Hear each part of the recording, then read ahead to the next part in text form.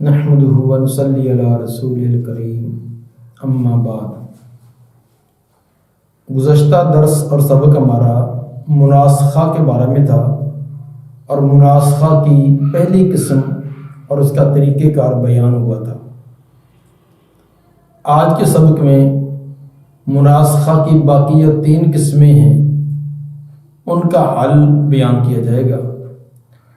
3 قسمیں یہ تھی کہ میت اول اور میت ثانی، اس کے ورثہ ایک ہی ہوں لیکن حصہ لینے کے اندر وہ مختلف ہوں۔ تیسری صورت یہ تھی کہ میت اول اور میت ثانی کے بعض وارث وہی ہو، میت اول والے اور بعض مختلف ہوں۔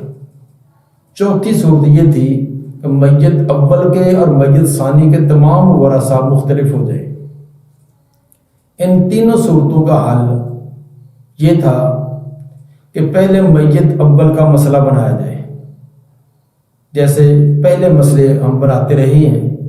میت اول کا مسئلہ بنائیں، مسئلہ بنانے کے بعد اس کے ورثاء کو تقسیم کریں، اگر ان کے اندر کوئی کسر وغیرہ ہے تو اس کو بھی ختم کریں۔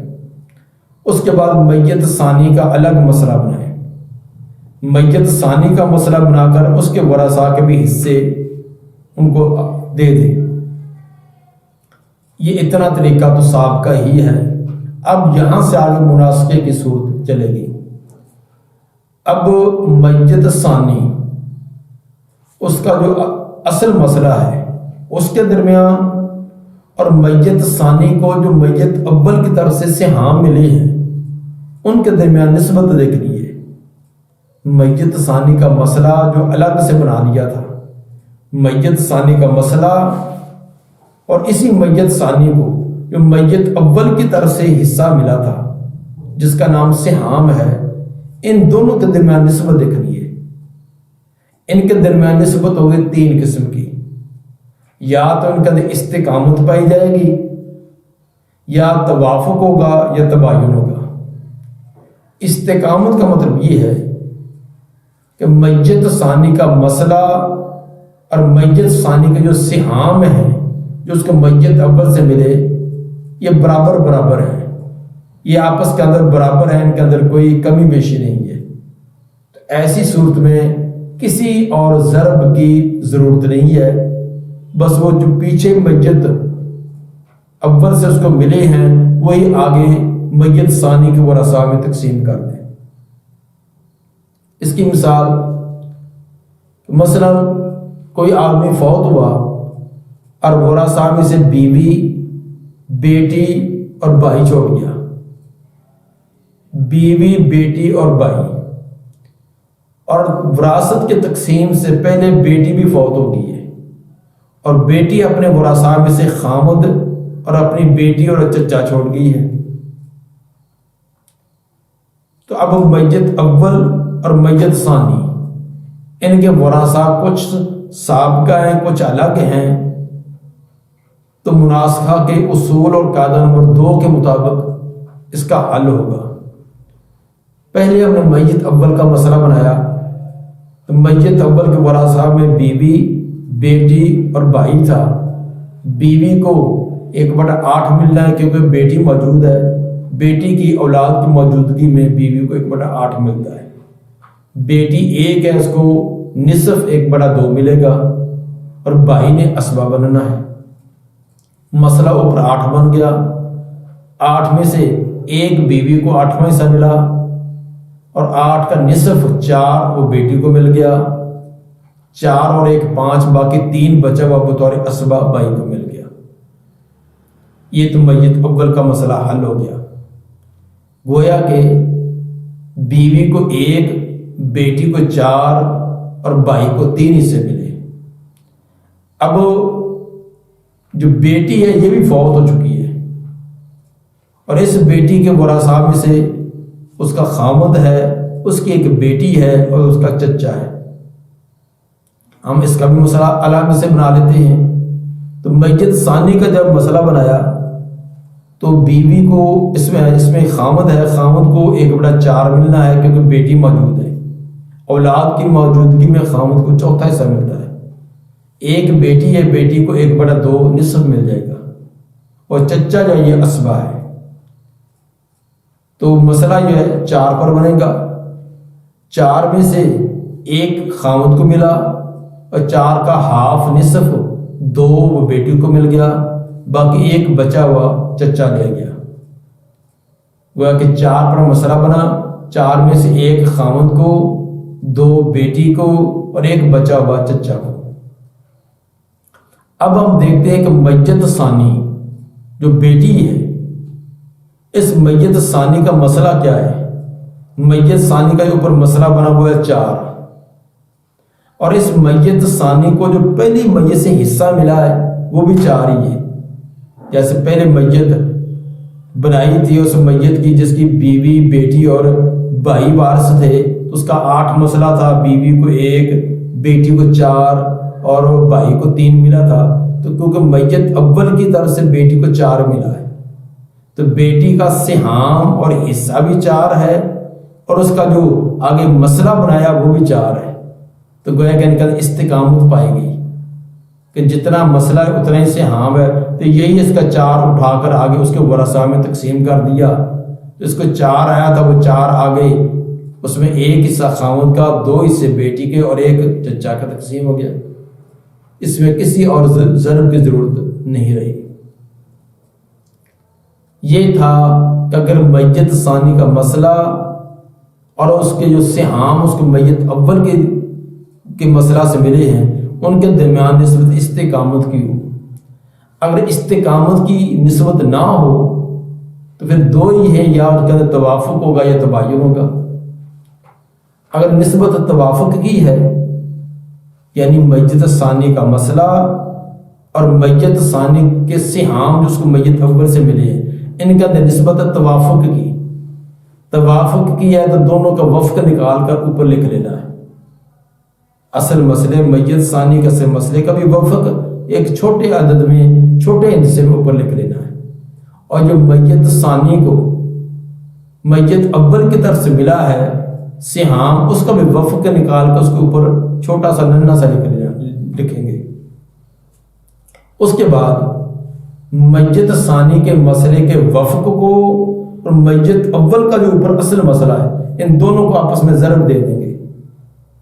میت ثانی کے مسئلے کا جو وفق نکالا ہے اس کو میت اول کا جو پہلا مسئلہ تھا ان کا دونوں کو آپس میں ضرب دیں گے، اور ضرب دینے سے جو نتیجہ نکلے گا، حاصل ضرب آئے گا، یہ دونوں میتوں کے ورثاء کے حصے ہوں گے، اور ان کو تقسیم کرنے کا طریقہ وہ جو بڑا عدد آ گیا ہے جس میں سے میت اول کے ورثاء کے بھی حصے ہیں، میت ثانی کے ورثاء کے بھی حصے ہیں، اس میں سے حصہ نکالنے کا طریقہ بالکل آسان ہی ہے۔ طریقہ یہ ہوگا کہ میت اول کے جو ورثاء ہیں ان کے جو سہام ہیں، ان کے سہام کو ضرب دے دیں گے میت ثانی کے مسئلے کے وفق کے ساتھ، تو ہر ایک کا حصہ نکل آئے گا، اور جو میت ثانی کے ورثاء ہیں ان کے سہام کو ضرب دے دیں گے میت ثانی کے سہام کا جو وفق ہے، جو اس کو سہام میت اول سے ملا ہے، اس کے وفق سے ضرب دے دیں گے، تو میت ثانی کے ورثاء کے حصے نکل آئیں گے۔ میت اول اور میت ثانی تمام ورثاء کے حصے جمع کریں تو اوپر والے بڑے عدد کے مطابق نکلیں گے۔ اگر اس کے موافق ہے تو ہماری تقسیم درست ہوگی، اگر موافق نہیں ہے تو تقسیم جو غلط ہو سکتی ہے، اس کو دوبارہ نئے سرے سے تقسیم کرنا پڑے گا۔ اس کے ایک مثال لیں کہ ایک عورت فوت ہوگی، اس کے ورثاء میں سے اس کا خاوند ہے، ایک بیٹی ہے اور ایک بھائی ہے۔ تقسیم سے پہلے بیٹی بھی فوت ہوگی، اور بیٹی جو ہے وہ اپنے ورثاء کے اندر جو چھوڑ کر گئی ہے وہ باپ اور بیٹا ہے۔ جو بیٹی میت اول کے وارثوں میں جو بیٹی تھی وہ بھی فوت ہوگی، وہ اپنے وارثوں کے اندر باپ اور بیٹا چھوڑ کر گئی ہے۔ اب ہم اصول کے مطابق دونوں کو حل کرتے ہیں۔ پہلے میت اول کا مسئلہ اس کو بناتے ہیں۔ میت اول کے ورثاء کے اندر خامد ہے، بیٹی ہے، بھائی ہے۔ خامد کو 1/4 ملے گا کیونکہ بیٹی موجود ہے۔ اگر اولاد موجود ہو تو خامد کو چوتھا حصہ 1/4 ملتا ہے۔ بیٹی کو 1/2 ملے گا، آف ملے گا کیونکہ بیٹی 1 ہے، اور بھائی اسبا بن جائے گا۔ اوپر مسئلہ 4 بنے گا، 4 میں سے 1 خامد کا، 2 بیٹی کے، اور 1 باقی بچا ہوا بھائی کا۔ یہ میت اول کا مسئلہ کلیئر ہو گیا۔ اب میت ثانی، جو میت اول کے ورثہ میں بیٹی تھی یہ فوت ہو گئی ہے، یہ میت ثانی ہے، اور اس کے ورثہ میں باپ اور بیٹا ہے۔ تو بیٹے کی موجودگی کے اندر باپ کو چھٹا حصہ ملتا ہے، 1/6 ملے گا، اور بیٹا اسبا بنے گا۔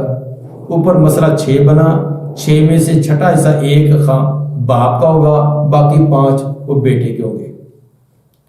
اب ہم دیکھتے ہیں کہ میت ثانی، اس کا جو مسئلہ ہے وہ مسئلہ ہے 6، اور اس میت ثانی کو یعنی بیٹی کو جو میت اول کی طرف سے ملا ہوا 2، اب 2 اور 6 کا اندر نسبت دیکھیے، ان کے اندر نسبت توافق کی ہے۔ 2 اور 6 اس کو تداخل نہیں کہیں گے، کیونکہ اس طرح جو نسبت دیکھی جاتی ہے وہ نسبت توافق اور تباین کے اعتبار سے دیکھی جاتی ہے۔ تو یہاں تداخل بھی توافق کے معنی میں ہی استعمال ہوتا ہے۔ چنانچہ 6 کا وفق جو ہے وہ 3 آ جائے گا، 6 کا وفق 3 آ جائے گا، 2 کا وفق 1 آ جائے گا، کیونکہ 2 کے عدد نے دونوں کو پورا تقسیم کیا ہے، تو 2 کو 2 پر تقسیم کرے تو 1 جواب ہوتا ہے، اس لیے 2 کے اوپر چھوٹا سا 1 لکھیں گے، یہ اس کا وفق ہے۔ اور جو میت ثانی کا مسئلہ 6 ہے اس کا وفق 3 آ جائے گا، وہ 6 کے اوپر چھوٹا سا 3 لکھیں گے۔ اب میت ثانی کا کے مسئلے کا وفق جو 3 ہے اس کو میت اول کا مسئلہ جو 4 تھا اس میں ضرب دے دیں، 4 کو 3 سے ضرب دے دیں تو 12 نتیجہ نکلے گا، اور یہ 12 جو ہے یہ جامع ہوگا میت اول کے وارثوں اور میت ثانی کے وارثوں کا، یہ جامع ہے، دونوں کا حصہ ہے۔ تو میت اول کے وارثوں کا اب حصہ نکالنے کا طریقہ کہ ہر ایک کے جو سہام تھے اس کو میت ثانی کے مسئلے کے وفق سے ضرب دے دیں گے۔ میت ثانی کے مسئلے کا وفق 3 ہے، تو اب دیکھیے کہ خامد کو میت اول کے وارثوں میں سے جو خامد تھا اس کو 1 ملا تھا، 1 کو 3 سے ضرب دے دے تو خامد کا 3 بن گیا۔ بیٹی کو 2 ملا تھا، 2 کو 3 سے ضرب دیں تو 6 بنے گا، لیکن بیٹی چونکہ فوت ہو چکی ہے اس کا خانہ جو خالی چھوڑ دیں گے، اس کو دیں گے نہیں، کیونکہ اس کا وہ 6 جو آگے اس کے ورثاء میں منتقل ہو گیا ہے۔ اور بھائی تھا، بھائی کو بھی 1 ملا تھا، اس 1 کو 3 سے ضرب دی اس کو 3 آ گیا، خامد کو بھی 3 اور بھائی کو بھی 3۔ یہ ہو گئے میت اول کے ورثاء۔ اب میت ثانی جو ہے اس کے ورثاء کا حصہ بھی نکال لیں، تو میت ثانی کے ورثاء میں سے باپ تھا، باپ کو 1 ملا تھا، اس 1 کو اسی میت کا جو سہام تھا اس کا وفق جو 1 نکلا تھا اس سے ضرب دیں، 1 کو 1 سے ضرب دیں تو 1 ہی رہے گا۔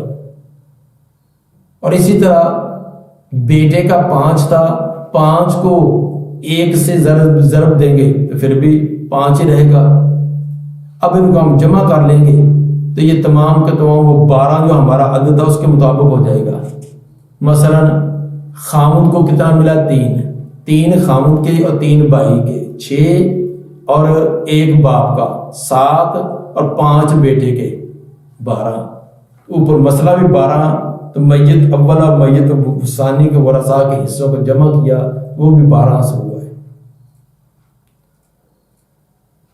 اگر میت ثانی کا مسئلہ اور میت ثانی کے جو سہام اس کو میت اول سے ملے ہیں ان کے درمیان نسبت توافق کی نہ ہو بلکہ تباین کی ہو، توافق کی بجائے نسبت تباین کی ہو، تو اس وقت میت ثانی کے مسئلے کے کل کو میت اول کے مسئلے کے کل سے ضرب دے دیں گے، اور جو حاصل ہوگا یہ میت اول اور میت ثانی دونوں کے ورثاء کا مجموعہ ہو جائے گا۔ باقی تقسیم کا طریقہ کا بھی عین ہی ہے، جیسے اگر ان کے درمیان نسبت توافق کی ہوتی، بالکل وہی طریقہ ہے، صرف اتنا ہی فرق ہے کہ توافق کے اندر وفق سے ضرب ہوتی ہے، تباین کے اندر کل سے ضرب ہوتی ہے۔ اس کی مثال بھی دیکھیں کہ ایک میت اول ایک فوت ہوا، اس کے ورثاء میں سے ماں ہے اور اس کی پدری جو ہے بہن ہے، پدری بہن کہہ لیں یا حقیقی بہن ہے، ایک ہی بات ہے، چچا ہے۔ تو ایک آدمی فوت ہوا، اس کی ماں ہے، اس کی بہن ہے، اس کا چچا ہے، اور بہن جو ہے وراثت تقسیم ہونے سے پہلے وہ بھی فوت ہوگی، اور وہ ورثاء کے اندر خامد اور چچا چھوڑ گئی ہے۔ اب ہم مسئلہ پہلے میت اول کا بناتے ہیں۔ میت اول کے ورثاء میں ماں، بہن اور چچا ہے۔ ماں کو ایک بہن کی موجودگی کے اندر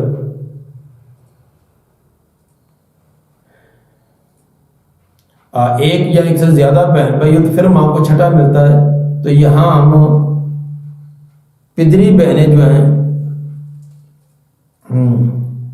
ایک بہن کی موجودگی کے ماں کو چھٹا ہے، تیسرا حصہ ملے گا 1/3، ماں کو ملا 1/3 اور بہن کو ملے گا 1/2، اور چچا جو وہ اسبا ہے، تو مسئلہ بن جائے گا 6 پر ماں کا 1/3 اور بہن کا 1/2، تو گویا کہ 3 اور 2 ان کے درمیان نسبت ان کو آپس میں ضرب دی تو 6 پر مسئلہ بن گیا، جس طرح کہ مسئلہ معلوم کرنے کے طریقے پہلے بیان ہو چکے ہیں۔ اب 6 میں سے ماں کا حصہ تیسرا حصہ 2 آ جائیں گے، بہن کو 6 کا ہاف نصف 3 آ جائیں گے، باقی ایک بچا ہوا وہ چچا کا، تو 6 میں سے 2 ماں کے حصے، 3 بہن کے اور 1 چچا کا۔ اس کے بعد دوسری میت یعنی بہن بھی فوت ہوگی، بہن اپنے ورثاء میں اپنا خامد اور اپنا چچا چھوڑ گئی ہے، تو اس کا بھی ہم مسئلہ بناتے ہیں۔ تو خامد اور چچا ہو تو مسئلہ 2 پر بننا ہے، کیونکہ خامد فرضی حصہ 1/2 لے گا، چچا تو ویسے اسبا ہے۔ جب 1/2 ایک وارث فرضی حصہ 1/2 لینے والا تو مسئلہ 2 پر ہی بنتا ہے۔ 2 کا ہاف جو ہے وہ 1 خامد کو ملے گا، باقی بچا ہوا 1 جو وہ چچا کو مل جائے گا۔ اب ہم میت ثانی کا مسئلہ ہے 2، اس کو میت ثانی کا جو میت اول سے سہام ملا ہے اس کے درمیان نسبت دیکھی، تو میت ثانی کا مسئلہ 2 ہے، اس کا سہام پیچھے جو اس کو میت اول سے ملا وہ 3 ہے، 2 اور 3 کے اندر نسبت تباین کی ہے۔ جب تباین کی ہے، اب میت ثانی کا مسئلہ جو 2 ہے، اس کل کو میت اول کے مسئلے سے ضرب دے دیں گے، اس 2 کو میت اول کے مسئلے 6 سے ضرب دی تو یہ 12 حاصل ہو گیا۔ تو یہ 12 جو ہے یہ میت اول اور میت ثانی دونوں میتوں کے ورثاء کا حصہ ہے۔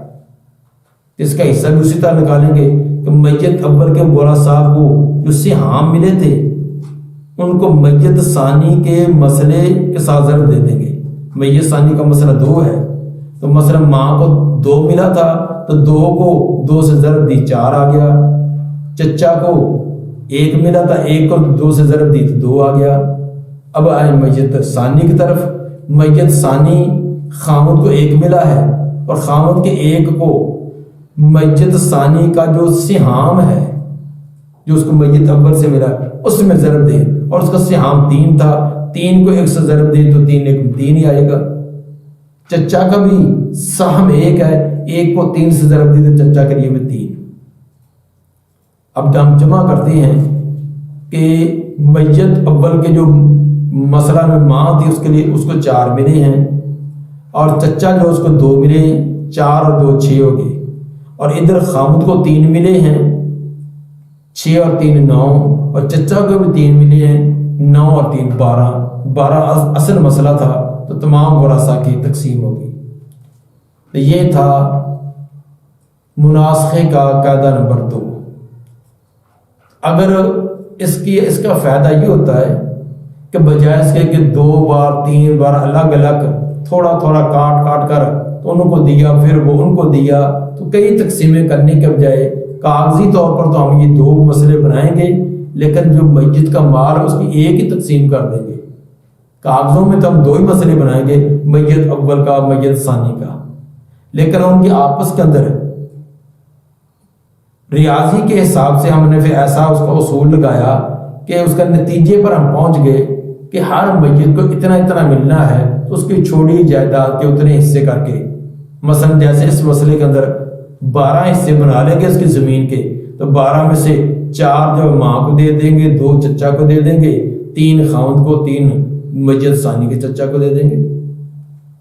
تو یہ مناسخہ جو وراثت کے ایک مشکل مسائل میں سے سمجھا جاتا ہے، حالانکہ یہ کوئی مشکل نہیں تھا، جیسے کہ آپ نے دیکھا اگر تھوڑی سی توجہ کی جائے یہ بالکل آسانی سے سمجھا سکتا ہے۔